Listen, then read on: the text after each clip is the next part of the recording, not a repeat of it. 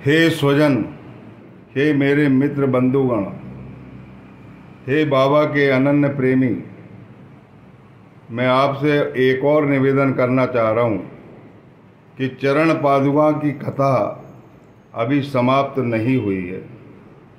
सिर्फ आपको मैंने इतना ही बताया था कि कृष्णा जी अलीबाग करके स्वप्न में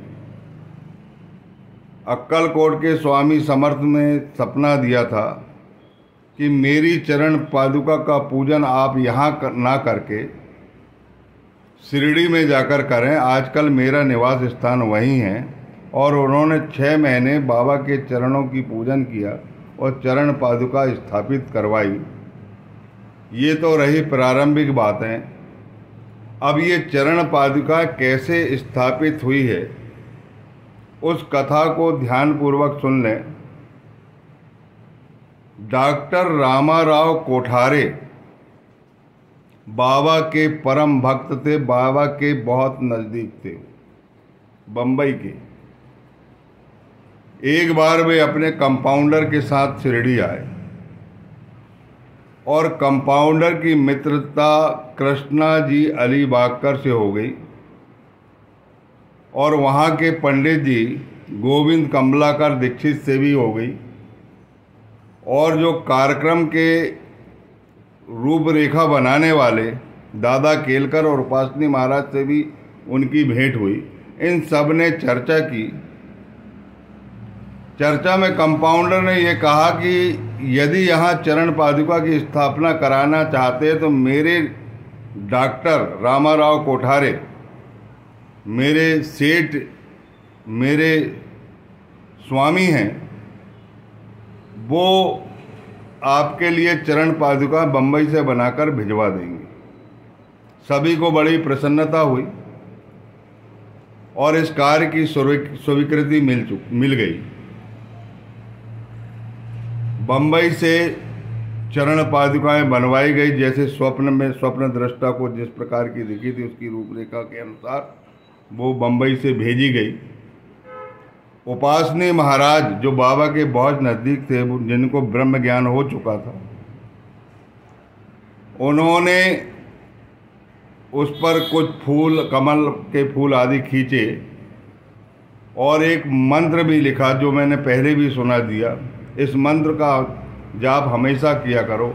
सदा निम्बम वृक्षस्य मूलाधिवासात् सुधा श्राविणम तिक्तमप्य प्रियम तम तरुम कल्प वृक्षादिकम साधयंतम नमामीश्वरम सद्गुरु साईनाथम। इस मंत्र को भी उसमें लिख दिया गया। श्रावण मास के पूर्णिमा के दिन शक संवत 1936 सन 1912 11 बजे गोविंद प्रसाद दीक्षित जो पंडित जी हैं उनके सर पर चरण पादुका खंडोबा से बड़ी धूमधाम से लाई जाती, बाजे गाजे के साथ, बाबा के जय जयकार के साथ, क्योंकि वो बाबा की स्मृति, प्रथम आगमन की स्मृति, उनकी साधना की स्मृति और अनेक बाबा की जो मन में था कि अगर गुरु स्थान का निर्माण हो जाएगा तो गुरु जो चिंतन करेगा उसकी सारी चिंताएं गुरु ही ले लेगा, क्योंकि बाबा के साथ यही बीती थी। उनके प्राण बचाकर गुरु ने अपने प्राण त्याग दिए। वही किस्सा वहाँ पर भी है कि जो भी इस कथा को ध्यान से पढ़ेगा, सुनेगा, मनन करेगा, परिक्रमा करेगा गुरु स्थान की, तो उसे ज़रूर लाभ मिलेगा।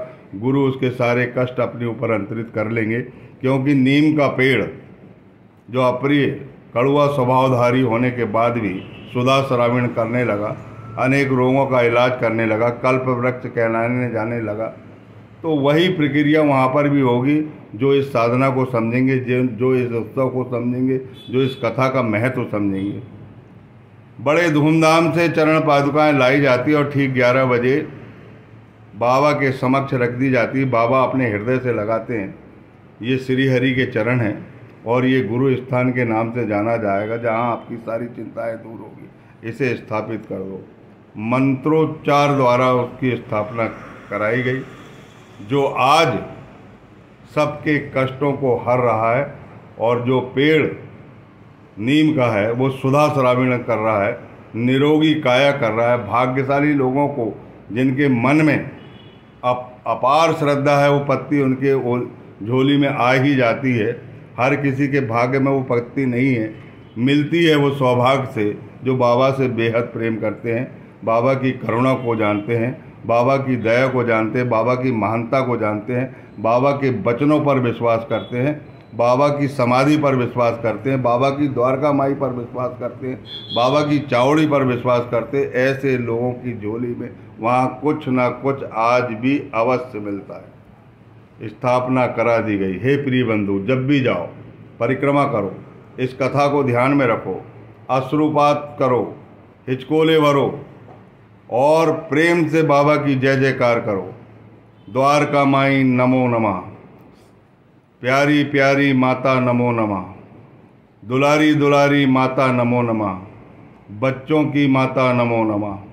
समाधि के बारे में बोलो, सिद्ध समाधि नमो नमः, संकल्प समाधि नमो नमः, सत्य समाधि नमो नमः, अमृत समाधि नमो नमः। जब गुरु स्थान पर आ जाओ तो वहाँ पर भी ये उच्चारण करो। सदगुरु चिंतन नमो नमः, निम्मम वृक्ष नमो नमः, सदगुरु चरण नमो नमः, श्री हरि चरण नमो नमः।